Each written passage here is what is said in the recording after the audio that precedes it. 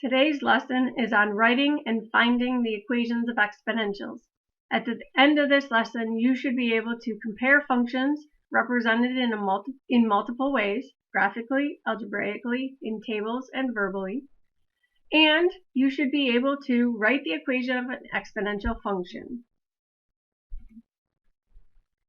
You will need your calculator for today's lesson, so make sure you have it available. Exercise 1. An exponential function of the form f of x equals a times b to the x is presented in the table below. Determine the values of a and b and explain your reasoning. Now we're going to do this two different ways. We're going to do it the algebraically way, I guess, and then we're going to use our calculator.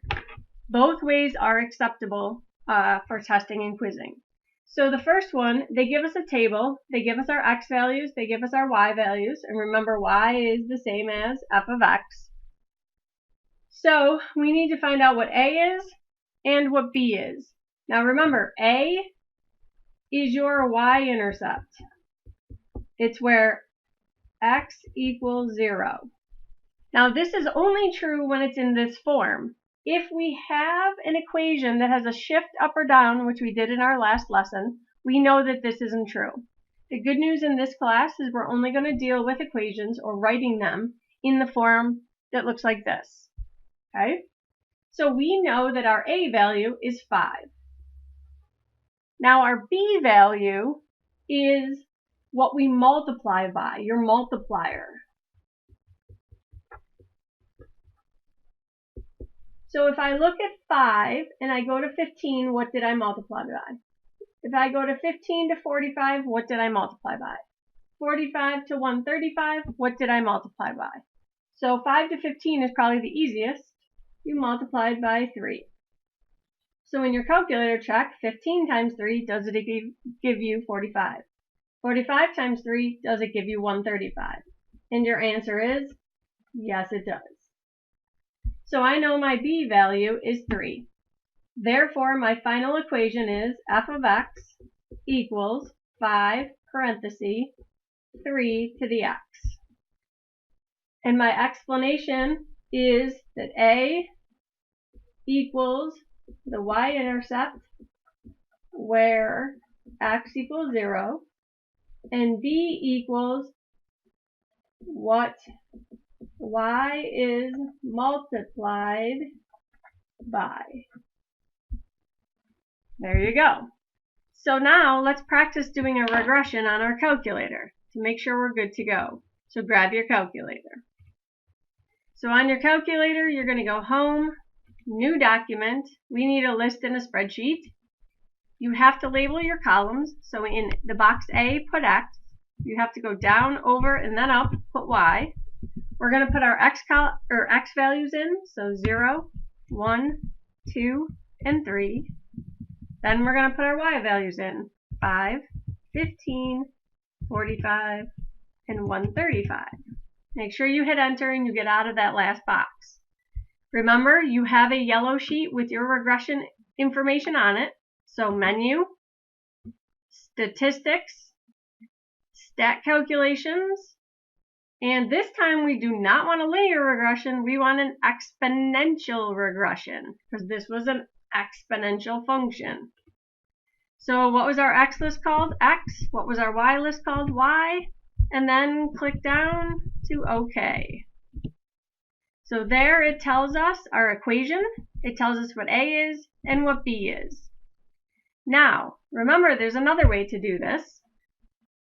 If you don't want to, so let me undo these. If you only want to do x and y in your calculator, another way to find the regression would be then to go home, do not hit new document because that will wipe out your data. Go down to the one that looks like a bar graph. We need to add our variables. So this is our x-axis, so we're going to click and call it x. And we watch the dots dance. Then we go over to where the y-axis is. We click and we put in y. And we notice, wow, that really looks like an exponential graph. So this is called a scatter plot. So we need to get the graph or the equation off of this graph or this scatter plot. So y equals Now this one's a little different. Number 4, analyze. Now you can see in number 6, the regressions. We need to pick show exponential, and there it is.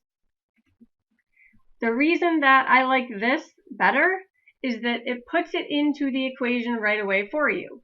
So you'll notice it says 5 is our A value, 3 is our B value. So now we're going to look at exercise 2. Finding an exponential equation becomes much more challenging if we do not have output values for inputs that are increasing by unit values, increasing by 1 at a time. Let's start with a basic problem. For an exponential function of the form f of x equals a times b to the x, it is known that f of 0 equals 8 and f of 3 equals 1,000.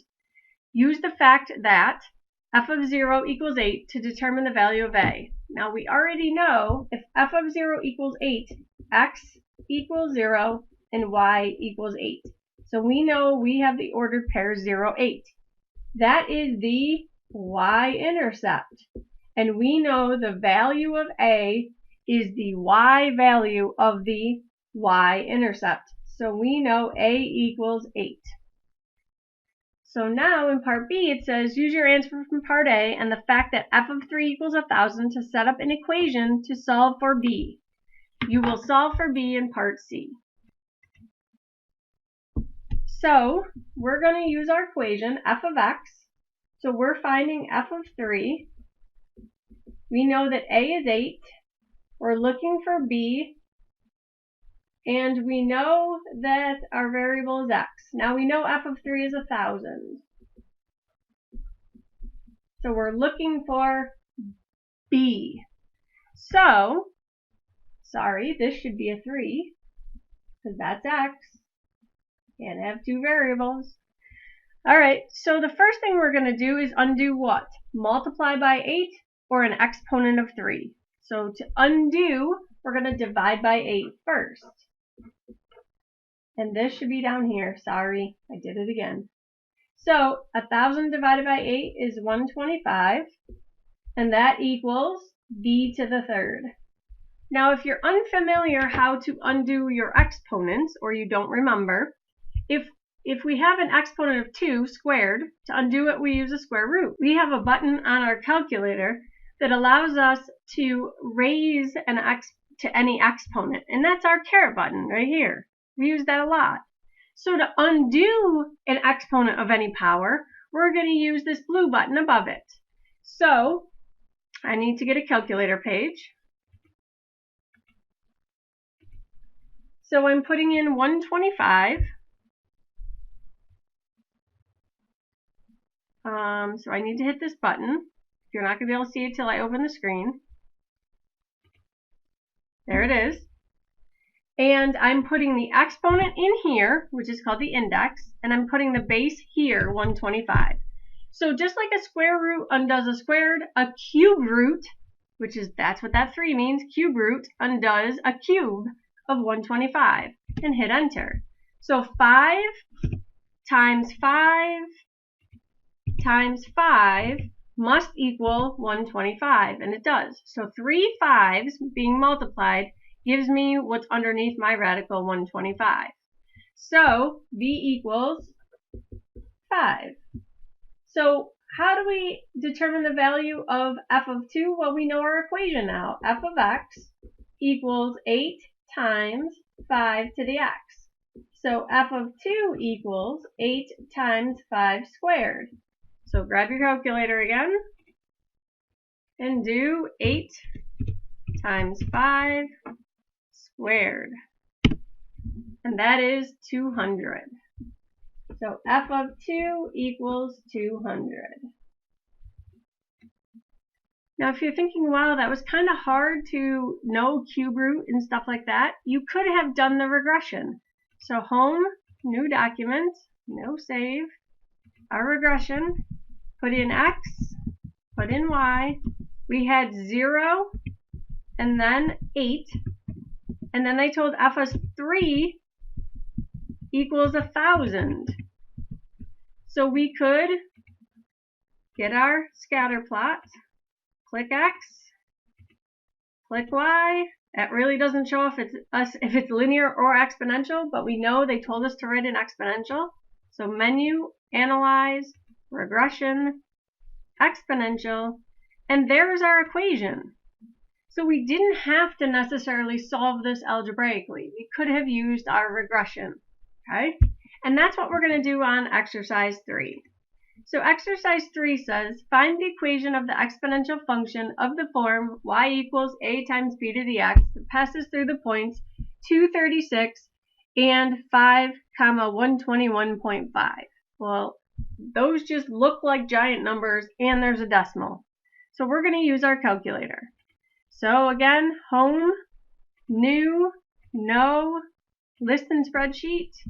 We're going to do x, over and up, y, plug in your x values of 2 and 5, go over and plug in your y values, 36 and 121.5, home, click on x, click on y. Really doesn't tell us anything by the scatter plot, but we know it's exponential. They told us so. So analyze, regression, exponential is number 8, and there she is. Y equals 16 parenthesis 1.5 to the x. So our base is a fraction or a decimal, so that would be very challenging for us to do algebraically. What kind of work are you going to show? Well, I would say make your table.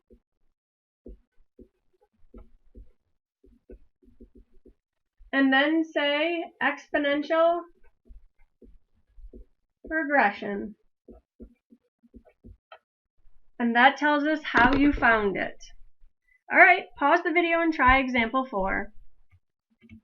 One of the things I forgot to mention at the top of the page I would highlight, I knew I could do a regression because any two non-vertically aligned points will uniquely determine the equation of an exponential function. Now it makes sense because if they're vertically aligned, that's not exponential. That's a straight line. So that's how I knew I could use a regression for this. And they told me exponential function. So on the next one, I'm going to do the same thing. I'm going to grab my calculator, home, new, no, list and spreadsheet, go up and put x in, go over and up and put y in. My x values are -2 and 2. My y values are 128 and 1/2. So now I'm going to go home, data and statistics, click on x, click on y. We notice it's going the opposite direction this time. It's decreasing. Wonder what that means. Menu, 4 for analyze, 6 for regression, 8 for exponential, and look, for decreasing, I look and I notice that my base is less than 1, but greater than 0. So my equation is y equals 8 times 0.25, or 1/4, to the x. What am I writing down for work? My table, which is -2 and 2, 128 and 1/2. I am writing down that I did an exponential regression. Very nice. All right, let's try a word problem. So why don't you pause the video and at least read it, highlight what's important. So the first thing you'll notice is what I highlighted, and the second thing you'll notice is I put an A and a B, because we do not tend to separate the parts of the question, which you might be used to. So I put A and B to remind myself that there are 2 parts to this question. So first, let's make a table. You know we're going to use a regression because we're asked to write the equation in y equals a times b to the x form. So my x is my hours, and I'm going to write that there, and my y is my bacteria. So x hours, 4 hours, 98 bacteria. 9 hours, 189 bacteria. So go ahead, let's grab our calculators. Home new. Oop, new. No save. List and spreadsheet. Up input X. Up input Y. X values are 4 and 9. Y values are 98 and 189. Home. Data and statistics, the bar graph one. Click on X. Click on Y. Then do menu. Analyze. Regression. We want an exponential number 8. And we notice, wow, we've got a lot of decimals. But we notice in the question they asked us to round to the nearest hundredth. So 100 has 2 zeros, so I'm rounding to the 2 decimal places. So y equals 57.95 times 1.14 raised to the x. Now again, remember, this is your y-intercept, or your start value, sometimes called your initial value. This is your, what you're multiplying by, your growth, because it's greater than 1. So the second part asks, at what % rate is the population growth per hour?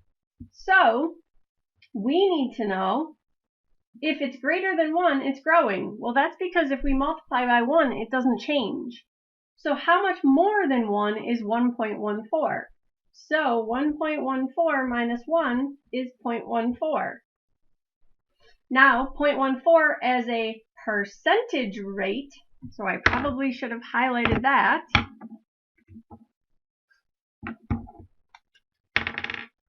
Percentage rate. I need to move the decimal over too. So it's a 14% growth per hour.